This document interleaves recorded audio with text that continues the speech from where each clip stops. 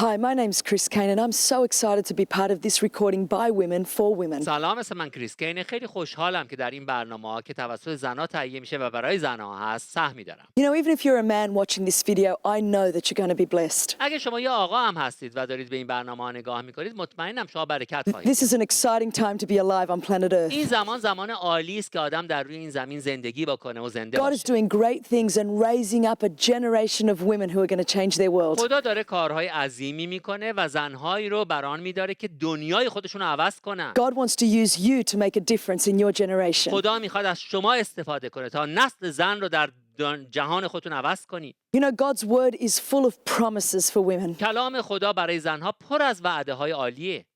It is the will of God to bless you and prosper you spiritually and emotionally and physically. اراده خدا در اینه که شما رو هم از نظر جسمانی، هم از نظر روحانی، هم از نظر عاطفی برکت And بده. when we get a revelation of who we are in Christ, وقتی ما بفهمیم که در مسیح که هستیم، that we are daughters of the Most High God, وقتی بفهمیم که دختران خدای متعال that we هستیم، can step up and into the promises that God has for our life. اون وقته که میتونیم قدم جلو بذاریم و اون وعده‌های خدا رو دریافت بکنیم برای زندگیمون.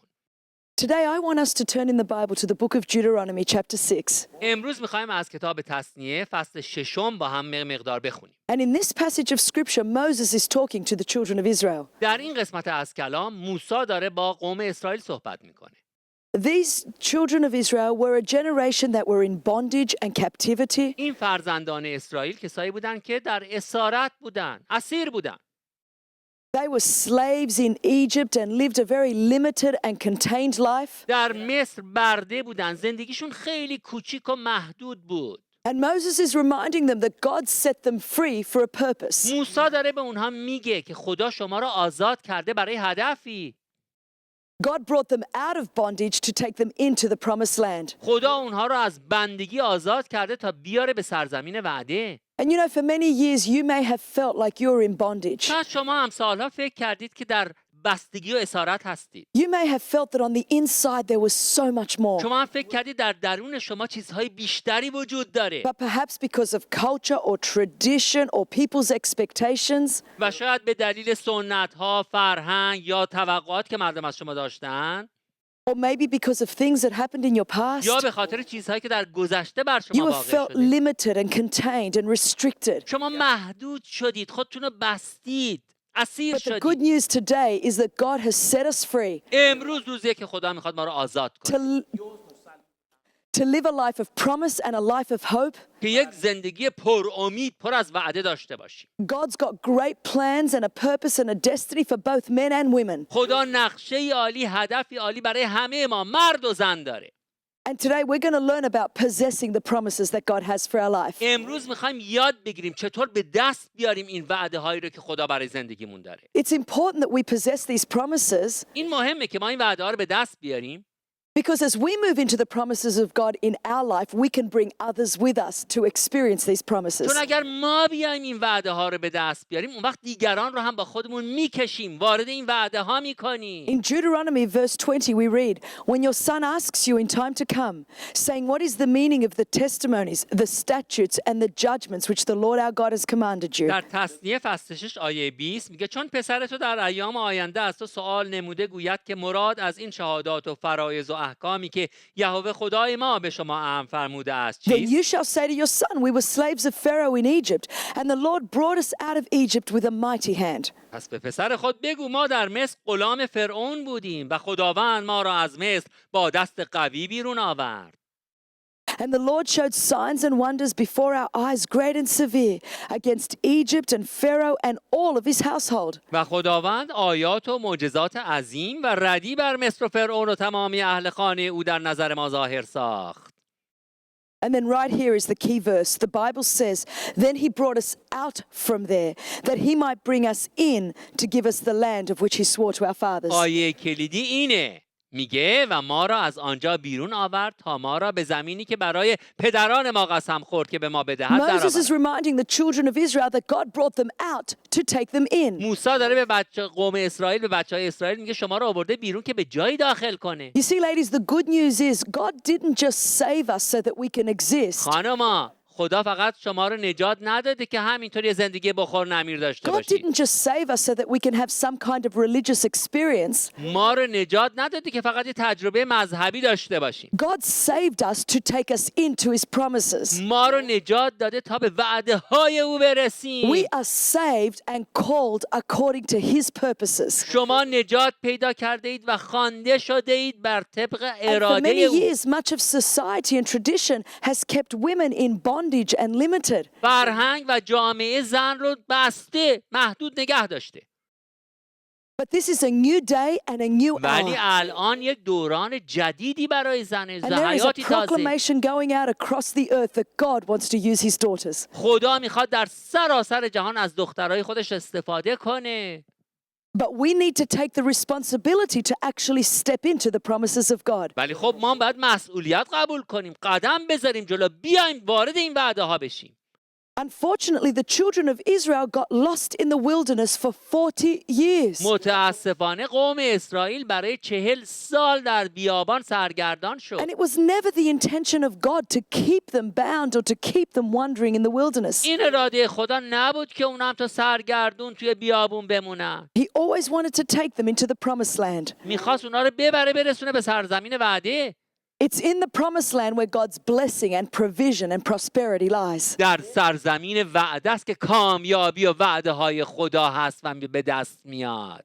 There is a resurrection life that Jesus wants us to have a part of. یک زندگی رستاخیز هست که خدا میخواد، عیسی میخواد ما اون رو داشته In باشیم. John 10:10, the Bible says the enemy comes to steal, kill, and destroy. But Jesus said, I came that you might have life and life more abundant. یوحنا 10:10 میگه شیطان میاد که بدزده، بکشه و خراب کنه، اما من آمدم که شما حیات را بیابید و آن را به فراوانی. Ladies, God wants us to have an abundance, purpose-driven, passionate life. خانمای عزیز، خدا میخواد شما یه زندگی پر از کامیابی و برکت و فراوانی داشته A باشید. resurrection life full of the power of God. یک زندگی در رستاخیز پر از قدرت خدا. And the good news is, no matter what your past has been, you can partake of this و life. خبر خوش اینه که گذشته شما هر چه بوده یه همچین زندگی کامیابی از آن شماست. Let's turn back to Deuteronomy chapter 1. And بریم تثنیه فصل 1 رو here we will see what happened to the children of Israel. با هم بخونیم ببینیم بر سر قوم اسرائیل چی اومد.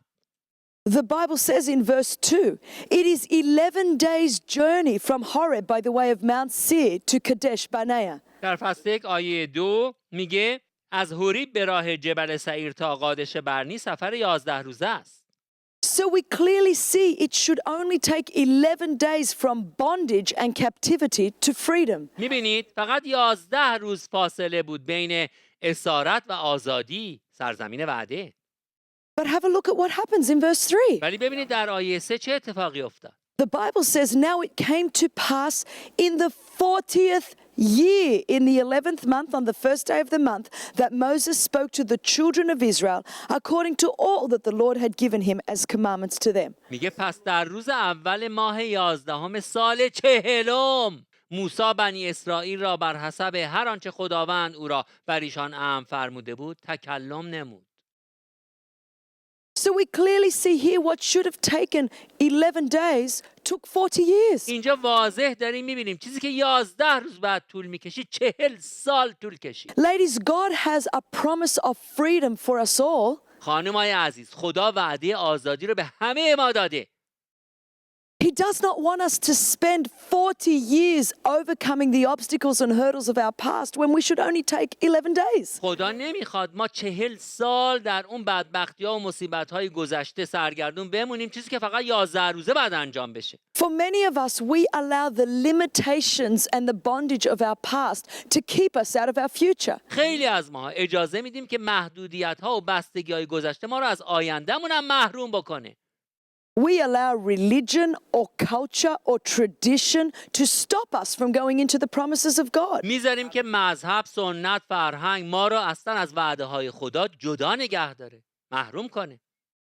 Sometimes we think our gender or our ethnicity or our socio-economic background limits us from the یه purposes of وقتا فکر God. میکنیم که ما محدود شدیم، هدف خدا نمیشه تو زندگیمون به خاطر جنسیتمون یا ملیتمون پیاده بشه. But you know, it doesn't matter where you were born, what your nationality is, what kind of background you've come from, God is able to change your life and give you an awesome future and an awesome این hope. اصلا مهم نیست که شما کجا دنیا اومدید، قومیتتون چیه، ملیتتون چیه. خدا میتونه به شما آینده روشن بده، He آینده does not عالی. want us caught in the wilderness of life full of pain and heartache. خدا نمیخواد شما در این بیابان زندگی سرگردان پر از درد و رنج بمونید.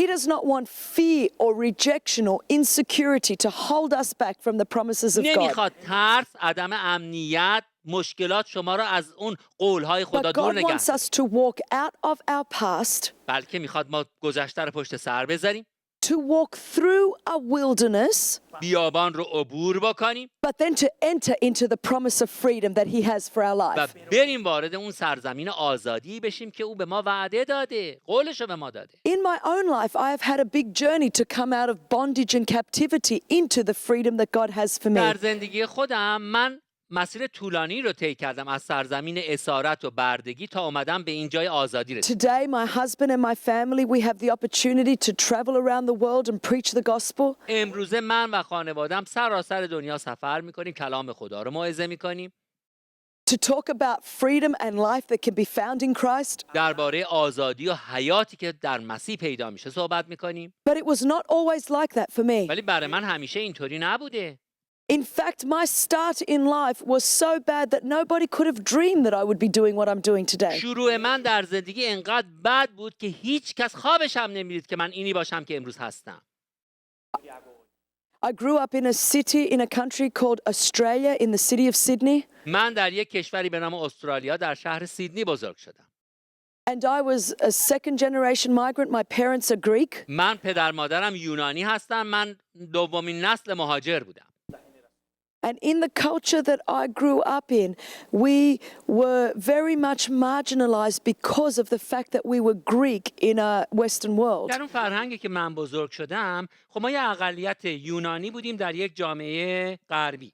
Some of you might know what it's like for someone not to distance you because of your nationality. شاید بعضی از شما بدونید من چی میخوام بگم. شما جدا میشید به خاطر اینکه قومیتتون چیز But دیگه. at school, I was always the odd one out because of the fact that I was Greek. ولی خب تو مدرسه همیشه مشخص بود من یونانی بودم.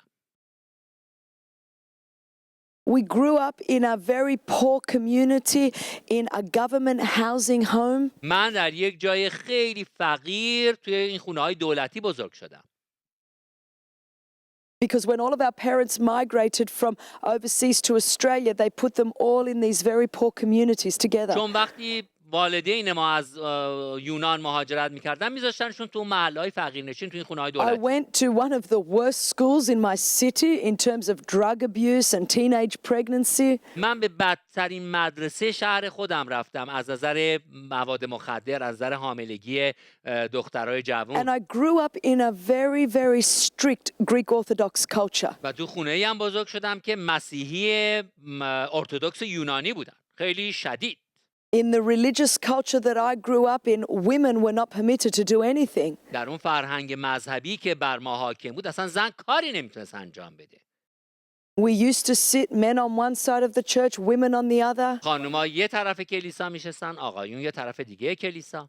And all of my family and relatives thought the only thing a woman should do is get married and have babies. تنها چیزی که یک زن خانواده من فکر میکنم میتونه انجام بده اینه که ازدواج کنه، بچه دار بشه. They never understood that there would be such a thing as the call of God and wanting to serve Jesus. اصلا نمیتونستن اینو بفهمن که میشه یک زن هم خونده شدگی داشته باشه بخواد And خدا رو although I خدمت went to کنه. church every Sunday until I was 18, I never knew Jesus. و گرچه هر یک شنبه تا سن 18 سالگی میرفتم کلیسا ولی عیسی رو نمیشناختم. I knew about religion and tradition, but I didn't know about a personal relationship with Jesus. مذهب و سنت رو خوب میشناختم اما اینکه شخص عیسی کیه اونو نمیدونستم. From a young age, I always had this sense that there had to be more. در همون بچگی من میدونستم یه چیز بیشتر از اینها هست. I always had a sense that God wanted to use me to make a difference on the planet. همیشه فکر میکردم خدا میخواد از من استفاده بکنه تا تأثیر بذارم در روی این زمین. But my tradition and my culture never allowed for a woman to do that. اما فرهنگ من، سنت من اجازه همچین کاری به زن نمیداد. I remember from a young girl, my parents used to always say, "Oh, Christine, you have all of these stupid dreams." یادم پدر مادرم به من میگفتن که کریستین تو پر از این رویاها و خوابا و خیالا هستی. Christine, Greek girls do not do that. کریستین اینا برای دخترها نیست. Greek girls do not go and do things for God. دخترای یونانی برای خدا کاری انجام نمیدن. And so nobody ever encouraged me to step into the purposes and promises of God. هیچ کس من تشویق نمیکرد که قدم جلو بذارم، برم وعده ها و هدف خدا رو And دریافت then- کنم. Almost for many, many years of my life, from the time I was a little girl until a teenager, سالهای سال از وقتی یه بچه کوچیک بودم تا زمانی که 17-18 سالم بود، I was abused at the hands of 4 men for many, many years. 4 مرد سالهای سال از من سوء استفاده And کرد that abuse caused me to live in much shame. و همین سوء استفاده باعث شد که من در شرم زندگی میکردم. I was full of pain and unforgiveness and heartache. پر از درد، پر از رنج، پر از عدم بخشش. I had very, very low self-esteem and I felt worthless. احساس حقارت شدید داشتم. خودم رو بی ارزش میدونستم. Maybe many of you understand exactly how I felt. خیلی از شما هستید که میتونید بفهمید من چه احساسی داشتم. I thought, how could God use somebody like me? فکر کردم خدا چطور میتونه از یک کسی مثل من استفاده کنه. Somebody who had been so hurt and so violated. کسی که اینقدر صدمه خورده، بارها بهش تجاوز I شد. never thought I could be any good to anybody. اصلا فکر نمی‌کردم بتونم هیچ کار خوبی برای هیچ کس انجام بدم. But you see, God had a promise for my life. اما خدا وعده‌ای برای زندگی من داشت. God had a purpose for my life. خدا هدفی برای زندگی من داشت. That even though I was abused, که اگرچه از من سوء استفاده جنسی شد، even though I was full of shame and guilt and hurt, اگرچه من صدمه خوردم، شرم داشتم، حقارت داشتم، the blood of Jesus could set me free to live in the promises of ولی God. خون عیسی مسیح تونست منو آزاد بکنه تا در وعده های خدا زندگی And the کنم. great news is that it doesn't matter what your past was, you can change the future. خبری که براتون دارم اینه گذشتتون هر چی بوده شما آینده ای روشن دارید. God can restore, God can heal, and God will give you a future. خدا میتونه احیا کنه، خدا شفا میده و خدا به شما آینده ای روشن میده.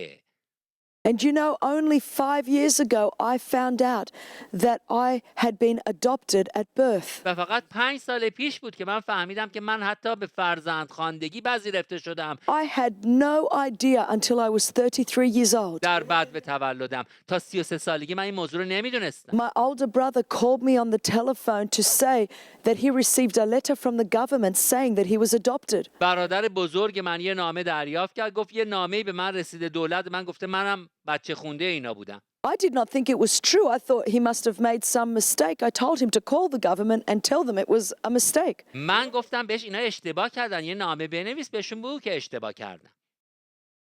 Anyway, he telephoned me back and he said, "No, Christine, I talked to the government. It's true. They told me all of the details about my adoption." ولی بهم تلفن زد گفت نه کریستین این حقیقته، همه اون تفصیلش هم به من گفتن چطوری من به فرزندخواندگی پذیرفته شدم. My father had died of cancer when I was only 19 years old. پدر من وقتی که من 19 ساله بودم از سرطان فوت شد. And so I was a little bit concerned that my brother would go and confront my mother without my mother having any support. خب من نگران بودم که برادرم ممکنه بره به مادرم حمله بکنه، از اون بخواد ببینه قضیه چی بوده. We are Greek and Greeks are very volatile. We act first and then we think. و مادرم هم حمایتی نداشته باشه. ما یونانی هستیم، ما اول عمل میکنیم بعد So I فکر ran to my mother's house and I walked in at the moment that my brother was giving my mother this piece of paper. خب منم رفتم و همون لحظه ای که برادرم داشت این نامه رو به مادرم میداد وارد اونجا شدم. I saw my mother take this piece of paper with fear in her eyes and she was shaking. مادرم میلرزید، با ترسی که تو چشاش بود این نامه رو از برادرم گرفت.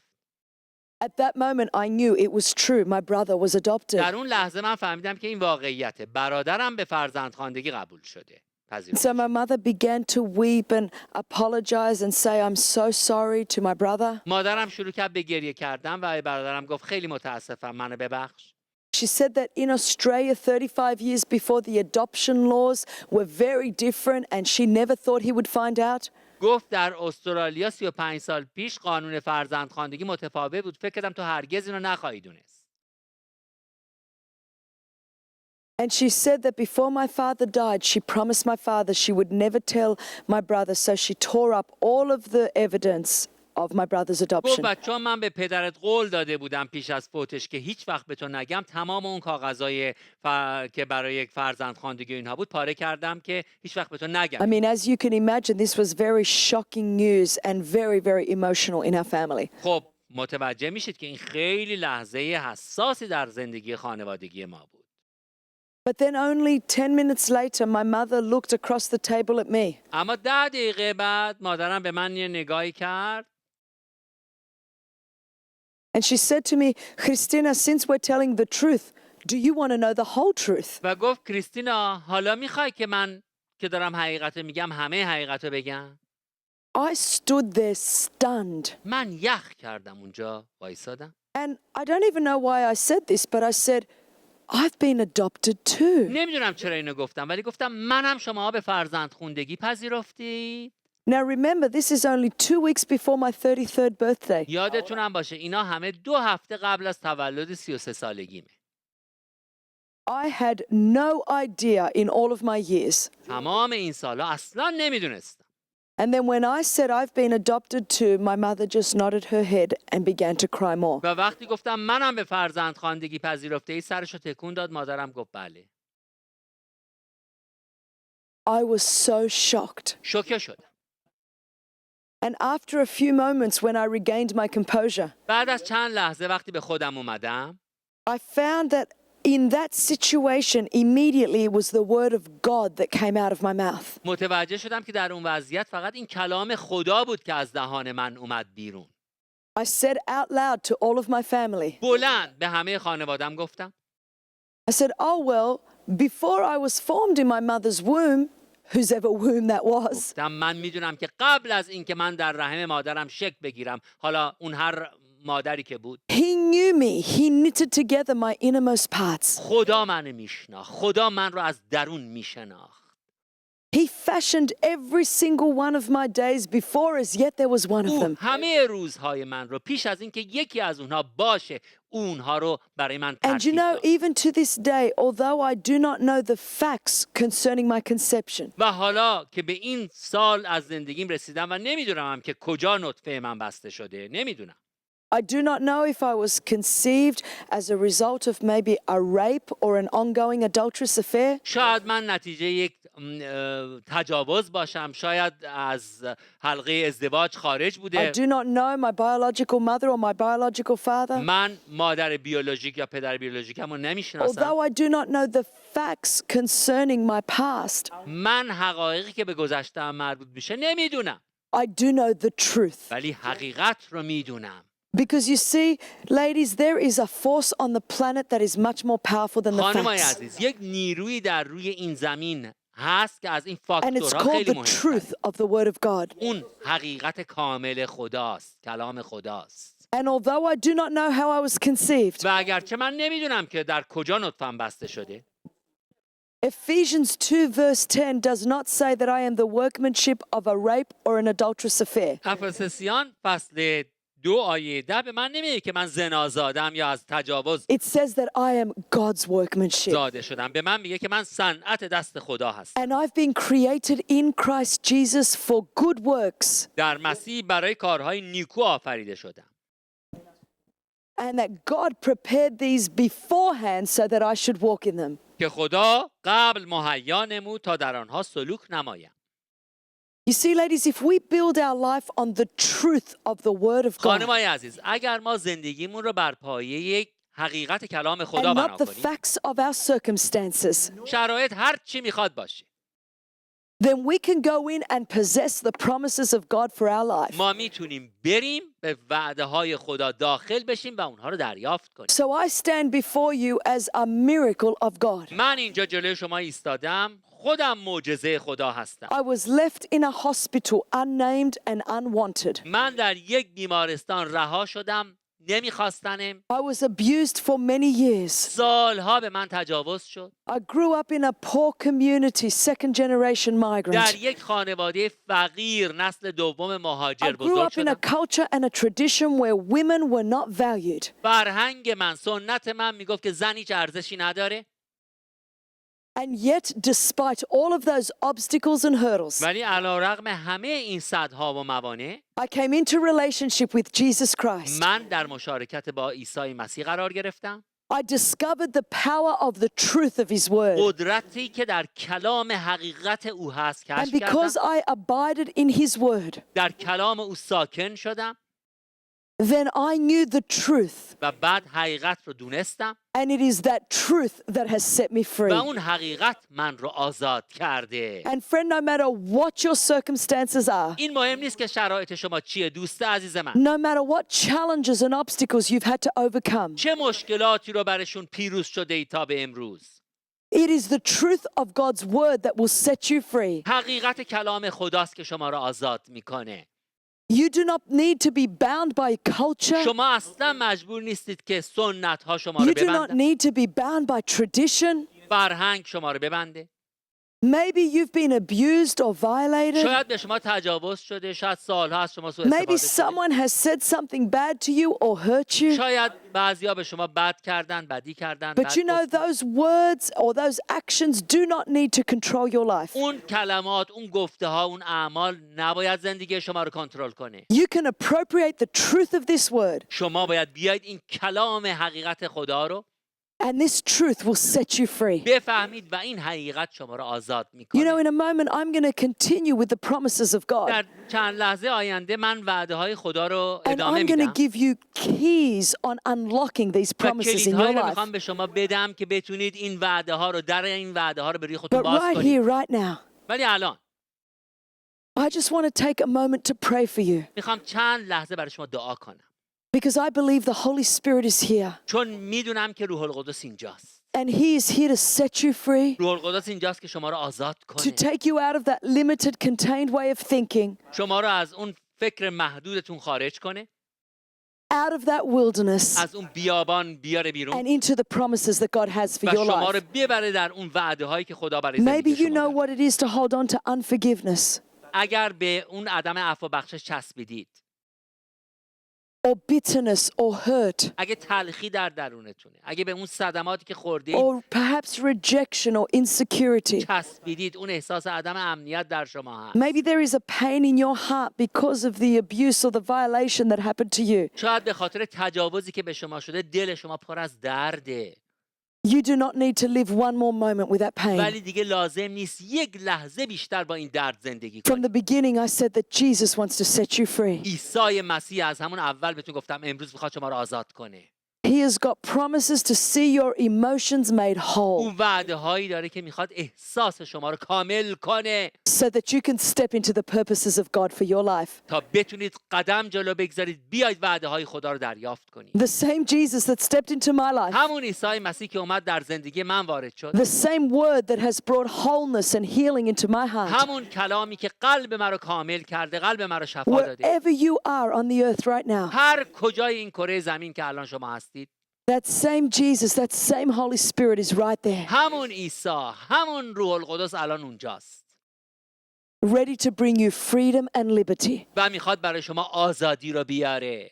Let's just pray for a moment. بیایید چند لحظه با هم Father, I دعا thank you for every woman watching this video. در شکرت میکنم برای هر زنی که الان داره این برنامه رو نگاه میکنه And I pray in the name of Jesus Christ of Nazareth و در نام عیسی مسیح ناصری دعا میکنم that you would set your ladies free. که تو این خانم‌ها رو آزاد کنی.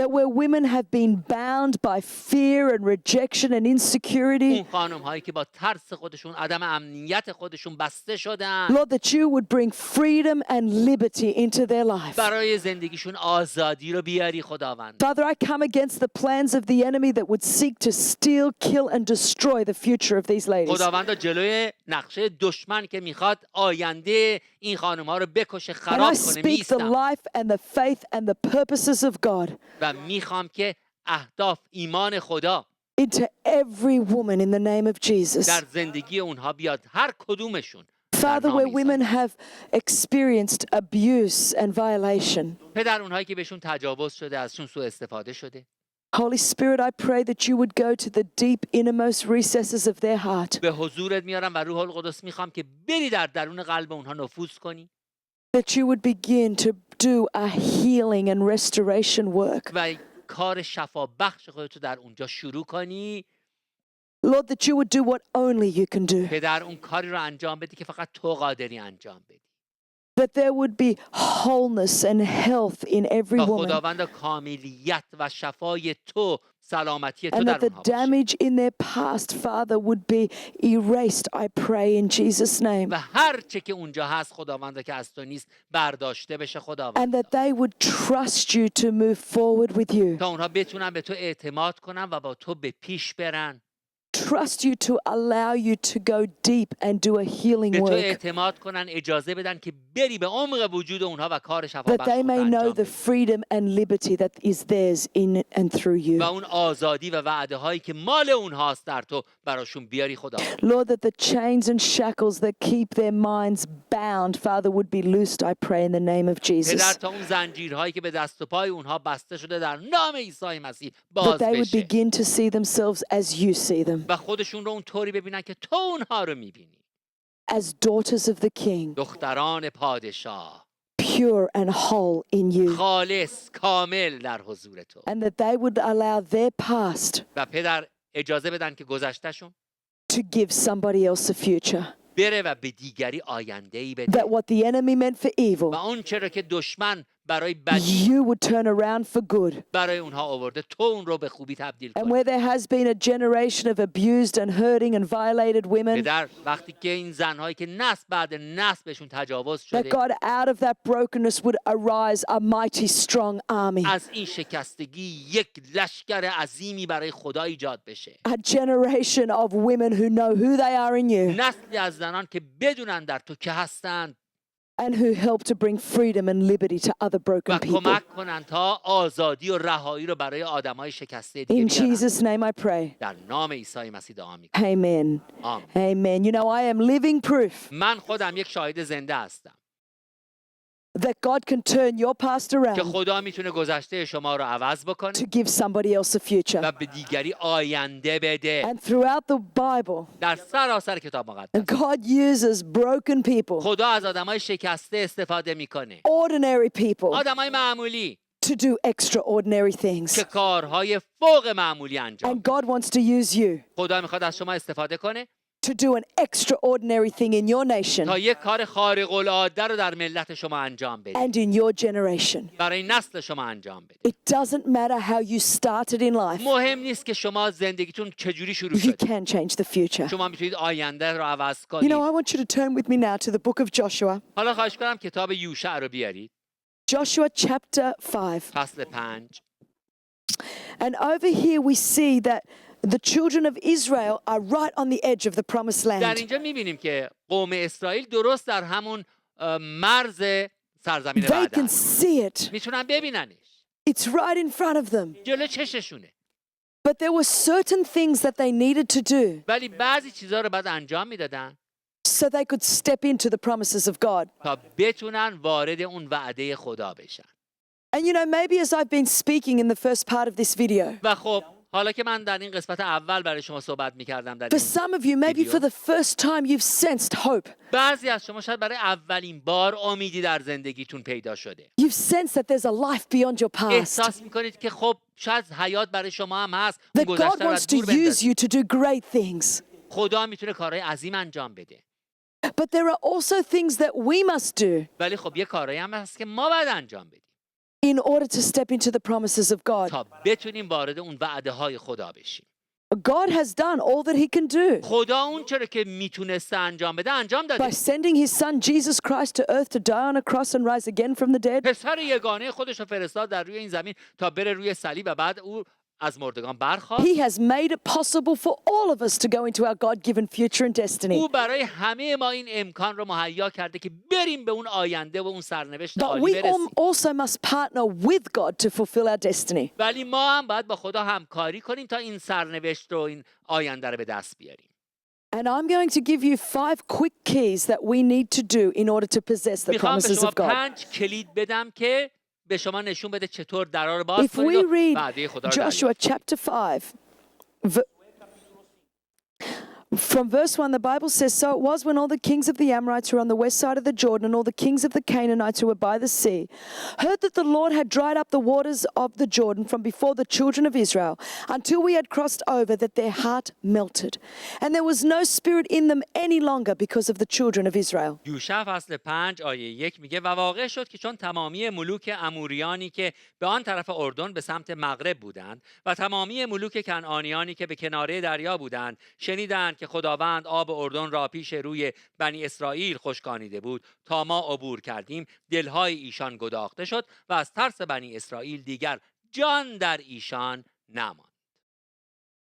And at that time the Lord said to Joshua, Make flint knives for yourself and circumcise the sons of Israel again the second time. در آن وقت خداوند به یوشع گفت کاردها از سنگ چخماق برای خود بساز و بنی اسرائیل را بار دیگر مختون ساز. So Joshua made flint knives for himself and circumcised the sons of Israel at the hill of the foreskins. و یوشع کاردها از سنگ چخماق ساخته بنی اسرائیل را بر تل قلفه ختنه And this is the reason why Joshua circumcised them. All the people who came out of Egypt who were males, all the men of war had died in the wilderness on the way after they had come out of Egypt. و سبب ختنه کردن یوشع این بود که تمام ذکوران قوم یعنی تمام مردان جنگی که از مصر بیرون آمدند به سر راه در صحرا مردند. For all the people who came out had been circumcised, but all the people born in the wilderness on the way as they had come out of Egypt had not been circumcised. اما تمامی قوم که بیرون آمدن مختون بودند و تمامی قوم که در صحرا بعد از بیرون آمدن ایشان از مصر به سر راه مولود شدند مختون نگشتند. You see, ladies, to go into the promised land, the children of Israel had to have their own circumcision. متوجه میشید خانما وقتی که این مردا میخواستن وارد سرزمین وعده بشن بعد ختنه میشدن. The first generation that had come out of Egypt, they had already been circumcised. اولین نسلی که از مصر اومده بود بیرون ختنه شده But بودن. for the next generation to go in and possess the promises of God, they must have their own circumcision. و حالا نسل بعدی که میخواستن برن داخل سرزمین وعده بشن بعد خودشون ختنه میشدن دوباره. They could not enter into the promised land based on the price that was paid by the generation before them. نمیتونستن به خاطر اون بهایی که نسل قبلی داده بود حالا اینا بیان برن وارد سرزمین وعده بشن. They had to pay their own price. باید خودشون بهایی رو میپرداختن. And ladies, for God to do what He wants to do in and through your life, خانما اگر میخواید خدا بتونه از طریق شما و برای شما کار خودش رو در زندگی you شما انجام cannot just بده. rest on the price that was paid by the generation before you. شما نمیتونید بگید خب اون نسل قبلی بها رو پرداخته. You must pay your own price to see the purposes of God outworked in your شما generation. بهایی رو که برای شما مشخص شده باید بپردازید تا اهداف خدا در زندگی Every شما بیاد. generation has to have their own cutting away. هر کدوم ما یه چیزایی هست که باید ببریم بندازیم دور. In order to go to the next level in the purposes of برای اینکه God, بخوایم به جای بالاتری ارتقا پیدا کنیم در we اهداف must all خدا have to give up something at this level. باید در این سطحی که هستیم یه چیزی رو ببریم از دست بدیم. There are things we need to cut away. چیزایی هست که باید اونها رو ببریم از خودمون دور کنیم. Maybe it's a way of thinking, شاید طرز فکرمونه. and the way you have been thinking has brought you this far in the things of God. شاید اون طریقی که شما تا حالا فکر می‌کردید شما رو اینجا آورده در خداوند. But in order to possess His promises at the next level, ولی برای اینکه بتونید وعده‌های او رو در اون مرحله بعدی دریافت کنید you must now begin to think at a new level. حالا باید به یه طریق جدیدی فکر بکنید. Maybe it's in the area of serving or giving. شاید این مطلب در زمینه دهندگی یا خدمت شما باشه. You have come this far in your Christian walk because you've been serving or giving at a certain level. خب در یه حدی دهنده بودید، خدمت کردید تا اینجا هم جلو اومدید. But in order to step into the promise of God at the next level, ولی برای اینکه برید به مرحله بعدی وارد اون وعده های خدا بشید، then you've got to begin to serve and give at a new level. شاید باید در یه سطح جدیدی دهندگی رو شروع بکنید، خدمت رو There شروع بکنید. always must be a cutting away to enter into the promise of God. همیشه باید ما یه چیزی رو ببریم، بندازیم تا بتونیم وارد بشیم برای اون وعده ها رو بگیریم. So for me, by the grace of God, to be doing what I'm doing today, من امروز اون کاری رو که به فیض خدا دارم انجام میدم، there were certain cultural and traditional and family things that I had to cut away. خیلی چیزهای خانوادگی، سنتی، فرهنگی بود که بعد اونا رو میباریدم، دور مینداختم. Because it would have kept me back in the wilderness instead of going into the promised land. چون اگر اونا رو نگه داشته بودم، به جای اینکه برم وارد سرزمین وعده بشن، در بیابان سرگردان میشدم. And as I paid some of those prices 15 years ago, و چون 15 سال پیش من بعضی از این بهاها رو پرداختم، and it cost me a lot at the time to cut away the voices of my family and friends and culture and اون tradition. زمان خیلی زیاد بود که سنتمو از خودم دور کنم، دوستامو از خودم دور کنم، زیاد بود. All of these years later, I start to see the blessing of God in all areas of my life. ولی حالا که این همه سال گذشته، میبینم برکات خدا در همه زمینه‌های زندگی من جاریه. And even my family that was so opposed to me walking into the promises of God حتی خانواده من که اینقدر با من مخالفت میکرد، نمیخواست من وارد وعده های خدا بشم، has begun to change as they've seen the blessing of God in my life. حالا که برکات خدا رو تو زندگی من میبینن، دارن عوض میشن. But there is always a price to pay. ولی همیشه بهایی باید پرداخت. So the first thing you must do پس اولین کاری که باید بکنی is you must cut away certain اینه things. که بعضی چیزها رو باید ببرید و از خودتون دور کنید. The second thing we need to do to possess the promises of God دومین کاری که برای دریافت وعده های خدا لازم انجام بدیم is that we must always honor اینه Jesus. که همیشه و در هر شرایطی عیسی رو جلال بدیم، او رو حرمت Ladies, the بدیم. promises of God, they're not about us. خانم، وعده های خدا برای جلال ما نیست، It is all about Jesus. همه چیز درباره عیسی است. It is all about glorifying the name of Jesus. برای اینه که نام عیسی جلال بیابه. It is all about making God famous all over the earth. خدا در سراسر جهان شهرت بیابه. That is why it is important we step out of the wilderness into the promised land. به همین دلیل ما باید از بیابون بیایم بیرون، بریم تو سرزمین وعده. In chapter 5 and verse 10, در فصل 5 آیه 10 the Bible says, Now the children of Israel camped in Gilgal and kept the Passover on the 14th day of the month at twilight on the plains of Jericho. میگه و بنی اسرائیل در جلجال اردو زدند و عید فسح را در شب روز 14 ماه در صحرای اریحا نگاه داشتند. The Bible says the children of Israel kept the Passover. کلام خدا میگه فسح را نگه داشتند. Now we know that that is symbolic of Jesus and his sacrifice for us. ما میدونیم که فسح نشانه ای از عیسی مسیح و فداکاری او برای ماست. Before the children of Israel went in to possess their inheritance, قبل از اینکه قوم اسرائیل اومدن تا اون ارث خودشون رو they دریافت کنن، stopped to remember Jesus. ایستادن، عیسی مسیح رو به یاد آوردن. Whatever we do, whatever we're building, ladies, it's all about Jesus. ما هم هر کاری داریم انجام میدیم، هر چیزی داریم بنا میکنیم، باید درباره عیسی باشه. We want to see great churches built in your nation. ما میخوایم کلیساهای عظیم در بین ملت شما به پا And بشه. the reason is to glorify دلیلش هم Jesus. اینه که عیسی مسیح جلال We want بیابه. to see you rise up and be the woman of God that you're called to ما be. میخوایم که شما به پا خیزید و اون زنی باشید که خدا میخواد شما باشید. And the reason is علتش چیه؟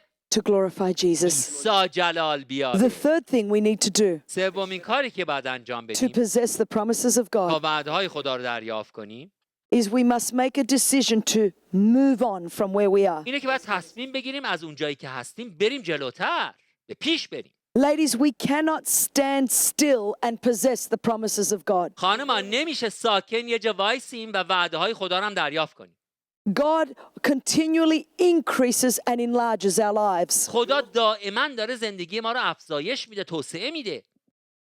We cannot rely on yesterday's ما revelation. نمیتونیم به مکاشفه که دیروز داشتیم تکیه We کنیم. cannot rely on yesterday's miracles. ما نمیتونیم به معجزه‌ای که دیروز اتفاق افتاده تکیه God کنیم. is doing a new thing. خدا داره کاری جدید میکنه. It is a new day. امروز روزی تازه The است. Bible says his mercies are new every morning. کلام خدا میگه رحمت‌های او هر بامدادان تازه God goes میشود. from glory to glory, ما از جلال به جلال میریم، from increase to increase. از فراوانی به It فراوانی. is the will of God to increase your life, اراده خدا اینه که زندگی شما رو فراوانی to بده، prosper your که life. شما رو کامیاب But you کنه. can't stay where you are ولی نمیتونید همون جایی که هستید بمونید and lay a hold of what is ahead. و ندونید که جلوتر چه خبره.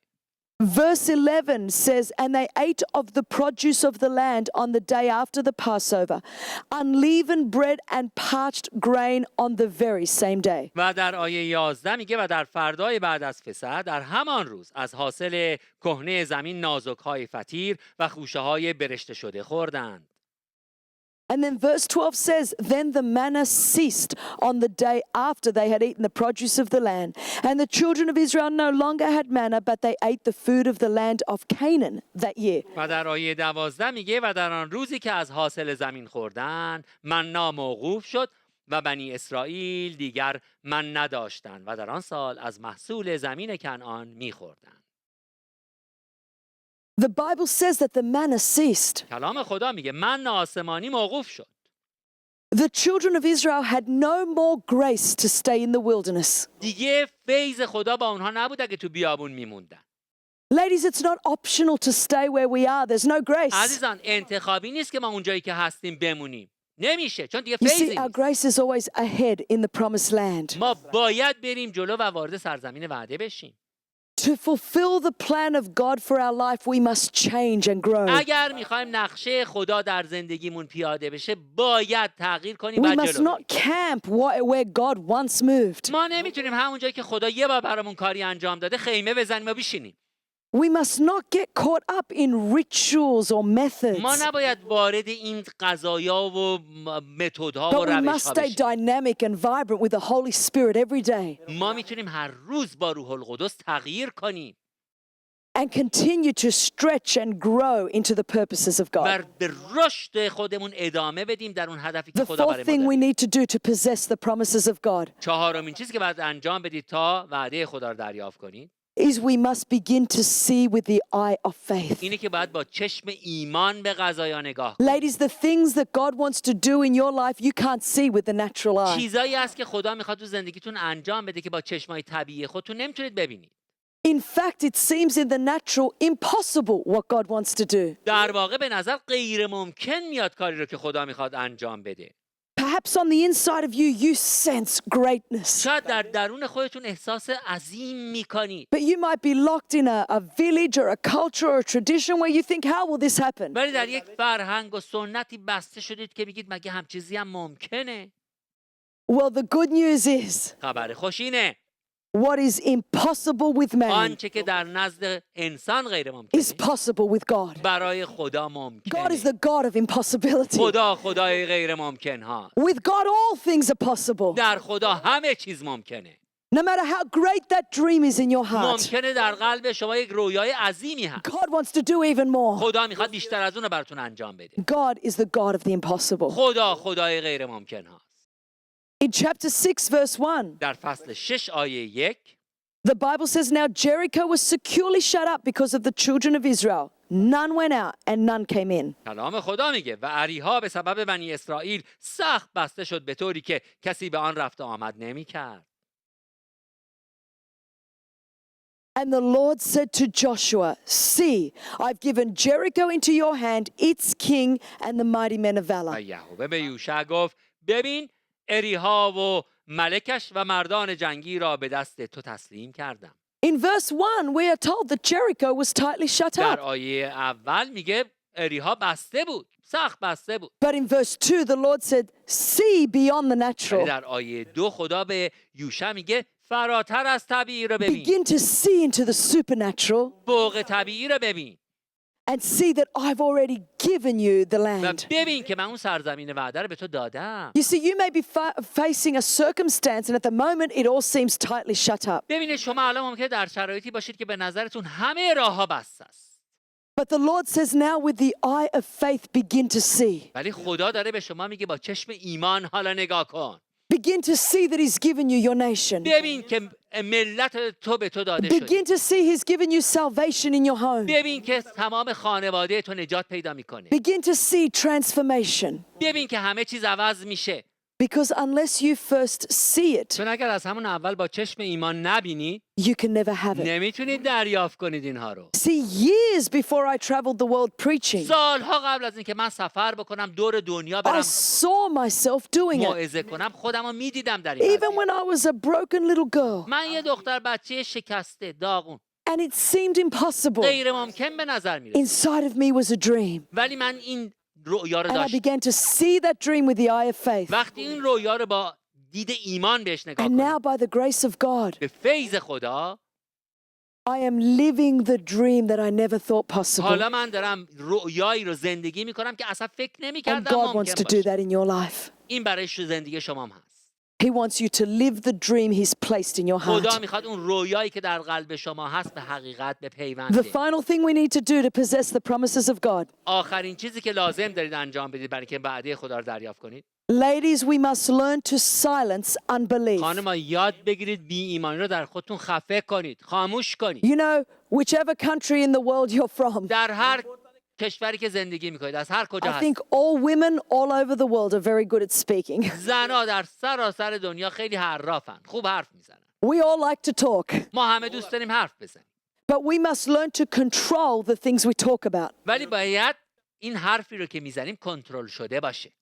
Many times our mouths line up with our past. خیلی وقتا زبان ما میاد چیزایی رو از گذشته ما We میگه، speak about our circumstances, درباره شرایط ما میگه، from the context of our culture or tradition درباره فرهنگ و سنتمون چیزایی رو میگه، or education. یا درباره تعالیم. But God wants us to speak at a higher level. خدا میخواد ما در یک سطح بالایی صحبت کنیم. He doesn't want us to speak at a low level. نمیخواد ما سطح پایین و کوچیک صحبت He کنیم. wants us to speak in accordance to His word. میخواد ما بر طبق کلام او صحبت کنیم. Ladies, we must learn to say the things that God says, خانم ما باید یاد بگیریم چیزایی رو بگیم که خدا میگه. not to speak doubt or fear or insecurity, ما نباید شک و تردید و عدم امنیت رو but to صحبت speak کنیم. words of faith and hope and the promises of ما God. باید درباره ایمان، امید و وعده های خدا صحبت کنیم. You can change the atmosphere in your home by changing the words that you speak. شما میتونید شرایط خونه خودتون رو با کلامی که میگید عوض کنید. You can change the atmosphere in your village or community by the words that you speak. شما میتونید شرایط محلتون و دهکده خودتون و شهر خودتون رو با چیزی که میگید عوض You کنید. shape your future with the words that you speak. شما میتونید آینده خودتون رو با کلامی که میگید بسازید. Are you speaking words that give life? آیا شما کلامی رو صحبت میکنید که Are حیات you میده؟ speaking words that give hope? کلامی که امید رو میده؟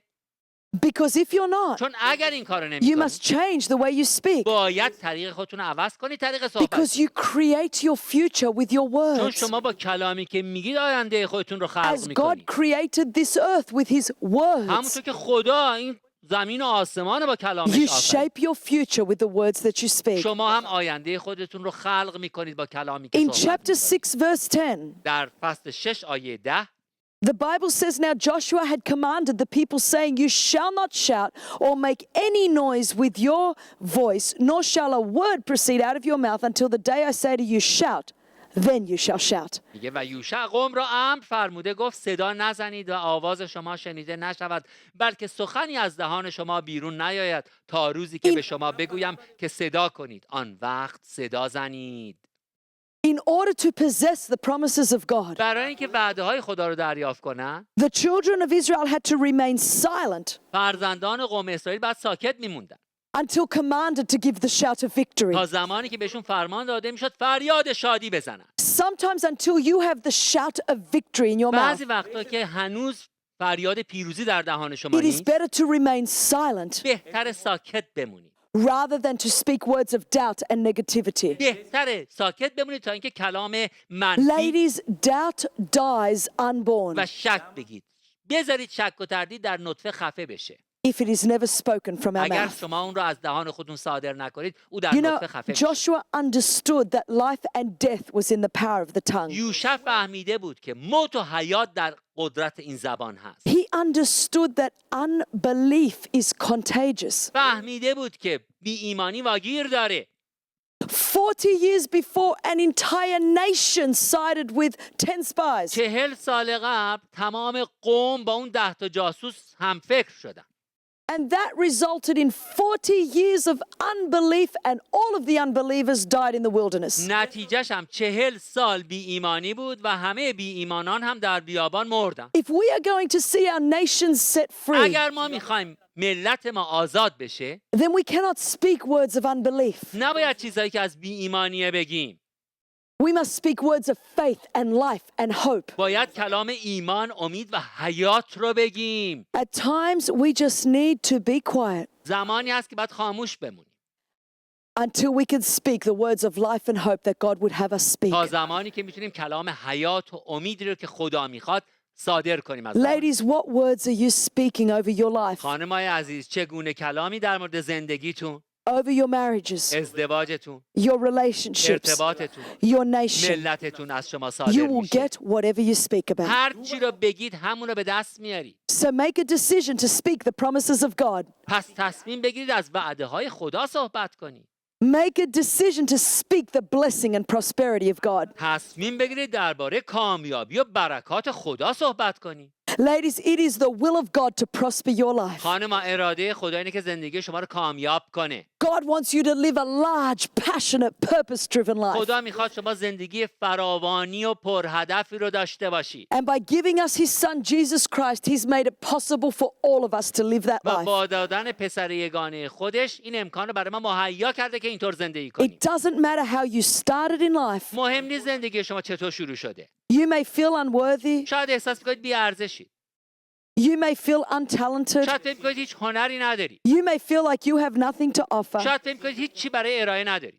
But the good news is, ولی خبر خوش اینه. God is not looking for your ability. خدا دنبال قابلیت‌های شما He's just نیست. looking for a generation of women who are available او در جستجوی زنانی است که خودش رو در اختیار بگذارن to be used for his purposes. که برای اهداف او استفاده بشن.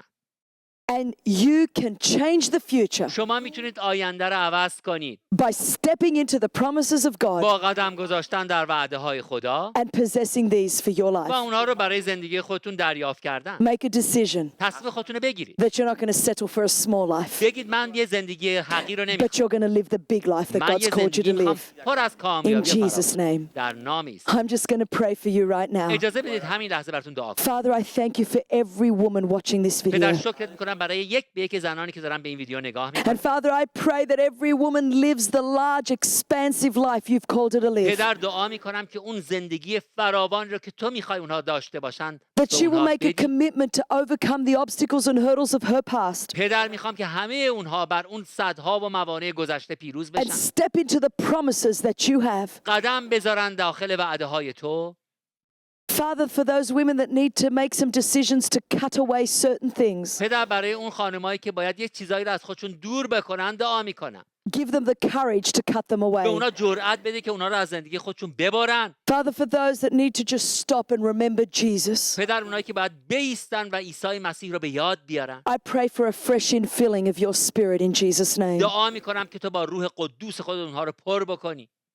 Lord, I pray that we would have the courage to keep moving on, پدر دعا میکنم به ما شجاعت بدی که به پیش بریم، to not settle or become complacent, که نشینیم تنبل نشیم، but to let go of the past بلکه گذشته رو فراموش so that we کنیم can step into the future. و بریم قدم بذاریم به آینده. Father, give us eyes of faith to see what you see. پدر به ما چشم ایمانی بده که اون چرا که تو میبینی ما هم And ببینیم. Father, the courage to speak what you speak, پدر شجاعتی که همون چیزایی که تو میگی ما هم that بگیم. we may see your kingdom come پدر ببینیم که ملکوت تو and بیاید، your will be done اراده تو انجام بشه here on earth بر زمین as it is in heaven. آنچنان که در In آسمان. Jesus' name, در نام عیسی مسیح. amen. آمین. Amen. God bless you, ladies. آمین. خداوند شما خانم‌ها رو برکت بده.